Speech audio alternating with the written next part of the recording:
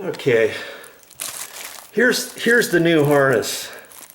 Okay, now that harness, I just call it a harness. Okay, they put a little plastic goodie on the red wire because sometimes you don't use the red. Sometimes you're going to go up there, you may only see a black and white, but there's a red wire up there too, so I'm going to use that. But if you didn't, you would just leave this little rubber cap on there. Okay, and I'm going to keep that rubber cap. This kind of slick if you ever want to put it on something that you're not going to use, let's say. And this old or this new harness is probably almost the same. Well, I guess it might be different. See, this is the harness assembly that I just took down. It looks pretty much similar to this, but I'm not going to take any chances. I'm not going to use the old harness because it may not snap in there exact, even though it's from the same company and everything. But I am going to use the new harness. Don't use old ones, okay? And this is how this comes. See this is like a shower cap. These are pretty cool. You want to keep these, okay? If you ever do any painting, spray painting in your house or something, your smoke alarm may go off. And if you've got painters and they want to spray your walls and stuff, and if somebody's already installed your smoke alarms, or if it's existing house and they're going to spray your house again, and instead of rolling it, and if they decide not to take these down, if you had some covers like this, you can put it on there, or you can put masking tape and plastic over them and stuff. But lots of times the smoke alarms will go off just because of the dust, of the paint dust in spray, the overspray in the atmosphere. Because I had a house done and they went off. But see, if it's new construction, see what it says? Do not remove dust cover until all construction has been completed for at least 24 hours. Drywall, painting, varnishing, mounting, plate install, etc. Construction dust and chemicals can cause contamination and false alarms. Ooh, that's good to know too. Okay? And so you want to be careful with that. And before I get ready to install this, I'm going to look at it and see. Here is where the date of install. You can put the date there that you installed it, and then replace by, and then I would put 10, whatever today's date is, whatever year, and then 10 years later, you can put the date on that. And then when I put that up there, I'm probably gonna, I'll write that in pen or something, and I probably don't want it out so I can see it, so I'll probably try to face it so it faces the wall or that wall or that wall or something like that, so I don't have to see that. You see what I mean? But I'm getting ahead of myself. My next step is to put this up, okay? And I know I've got 3 wires up there, a red wire, a white wire, a black wire. Son of a gun, that's all I got here. So I'm gonna pull that off, I'm gonna save that. This is all ready to be installed, just like that, okay? So that's our next step. Very simple. You don't have to be an electrician to do this. If those wires were hot up there, if you can't find the electrical breaker, you can take one out at a time if you want, but I would highly recommend not doing that. I don't like to tell people, oh, you can do something that's hot, but if you're in a condo complex and you don't know where the electrical panel is, maybe you don't have a sub panel in your rental or a duplex or something like that, or it's in a locked area where your sub panel is. If you really want to, you call up maintenance and tell them to turn off the system so that you can replace your smoke alarms or install your smoke alarms to the hardwired system, whatever. Or you can do them one at a time, one wire at a time. Even though my power's off, I'm still going to do it one at a time. I'm still going to do it one at a time. The easiest one first. My black, I guess I'll do that. And I'm just going to use the wire nuts that they have up here. And funny, they used to give you wire nuts with the smoke alarms. This smoke alarm didn't come with any wire nuts. but that's okay. I'm using the existing wire nuts. If this is the first install, obviously you're going to have to provide your own wire nuts. And because there's 3 black solid wires up here, you've got to use the red wire nut. There's no way a yellow will work or an orange will work. Okay, so I've got the black, now I'm going to do the white. The electricians did me a favor. They twisted all 3 wires together so they don't kind of fall out all over the place. But if they do, you can reposition them. Okay. Get it tight, pull on the stranded wire, and make sure that it's snug, okay? Sometimes, believe it or not, it may not be snug. It may come right out. It might just be however the wire got attached up in there and all that. Okay, this wire harness happens to be black, white, and yellow. And you black to black, white to white. The yellow is going to be to the red wire, okay?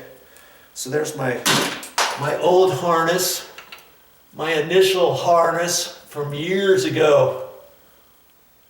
And I'll bet you on that one, the person had a smoke and carbon monoxide combo smoke alarm installed up here. And the next person, they thought, what's the difference? I'm just going to do it. They may not have known that they could have easily gotten a smoke alarm, carbon monoxide combo smoke alarm and installed there. Or maybe they knew, and they thought, I don't want to spend the extra money, because that's the regular smoke alarms are maybe 30 some odd dollars, and it depends. You can find them for all different kinds of prices, but this combo smoke alarm carbon monoxide unit that I'm going to be installing was close to $60. So see, they're about maybe $25, $30 more than a regular smoke alarm. So whoever installed them, they might have thought, I don't need that. I don't use the oven anyways, the gas oven or whatever. Hey, it doesn't matter if you don't use the gas oven. It matters if the thing ever leaks. You know what I mean? Okay. So now I'm going to push these wires back up how they were before, and the red. Only had 2 red wires coming out, so that's why they got a yellow wire nut here on that one, okay? And so I'm gonna push this up pretty much how they had it before, right up in there. And let's see, okay, they had that pushed up like that, as I remember. Okay, just get it up there the best you can, okay? And this one folded up this way, remember. So now all you've got is this sticking out. That's all you need, okay? You don't want your wire nuts sticking down here, because you got to have this little bit flexible enough and pushing up, and kind of leave it in the middle the best you can. So when you push everything up, it'll have enough room to just fishtail right on up there. Okay? How hard was that? It wasn't very hard, was it? Okay? See, you don't have to hire an electrician to come out here to replace your smoke alarms. Do it yourself and save that money. Okay, now I've got to install my mounting bracket. I've got my screws, my drywall screws. I like to use 1 1/4 coarse threaded sheetrock screws up there. I've just put it up on the big hole, and then I'll slide that. And see, I can only do it one way. I can't do it that way, so that tells me it's not that size of the box. I got to do it the other way. And that's where it was before. I just hold it up there and put the screw in. Make it snug. You don't want to get it over tight, and I think that's maybe what the last person did. They tightened it and tightened it and tightened it, and it's just plastic, and it popped right through the back is what happened. I believe that's what happened, okay? And you want to get it in the same place, especially if this has been painted from before. You'll know where it goes. Okay, you want that snug, because when we put this on, we're going to turn it. We don't want this to turn too, right? Just and don't put this up with a battery operated drill. You might push it up too far, ram it up too far, and all that kind of stuff. Okay, so we're ready for the next step, and that's to put the smoke alarm up there and hook it up. But first I got to put the dates on it, and I'll do that right now before I put it up there. Today's date and 10 years from now. Okay, I put the date on there. Some only have the date of install and not the date of replace. This happens to have both, and I can see them. And you want to make sure you get the prongs pushed on properly, so make sure you can see that. And remember, I want this kind of facing that way, so I'm going to kind of hold it up there, because you can put this up in a couple different areas. It'll snap, and I want to make sure this feels like it's pushed up all the way around, and it is. And when I twist, I'm going to be twisting that way, and here's the wording over here. So see, when I twist right there, the wording might show, and so I'm going to see if I can't get it right here. And I got to feel on it, make sure it's all up, and it is. And now when I twist it, it's going to make a noise, see? And now twist it on there.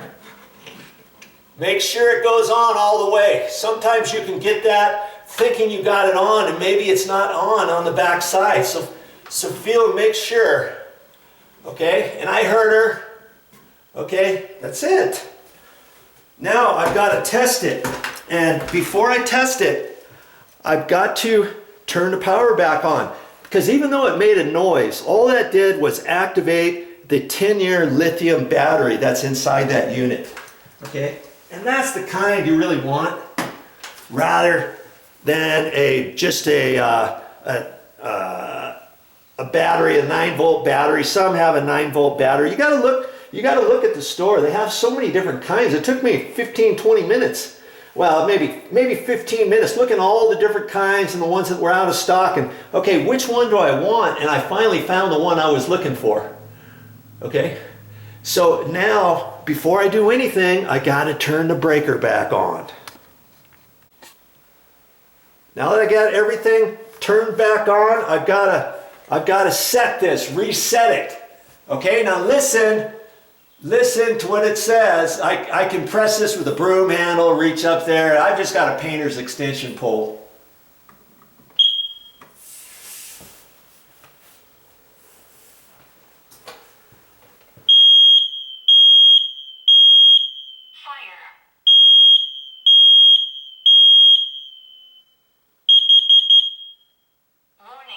Monoxide.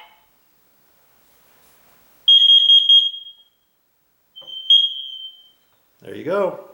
It's all set now, all ready to rock and roll. And am I complete with this job now? No, because you've got to remember, I turned the power off on the breaker for this entire circuit. So that means all of the other smoke alarms in your house, in your condo, wherever you live, have shut off. So now I've got to reset all of those. I've got the ones upstairs, and I also got one up in the attic. So I got to crawl up there and set all those. So before I call my job complete, of course, I'll be doing that as well. Well, that's all I got for this time. But I'll be back with more videos. And what am I going to talk about next time? Well, I think it's going to have something to do with these eyeball lights, the trim around them. And see, this one's got trim canister around it. This one's got the trim around it. But this particular one doesn't have the trim around it. And there's a reason why. And I'll talk to you about that next time.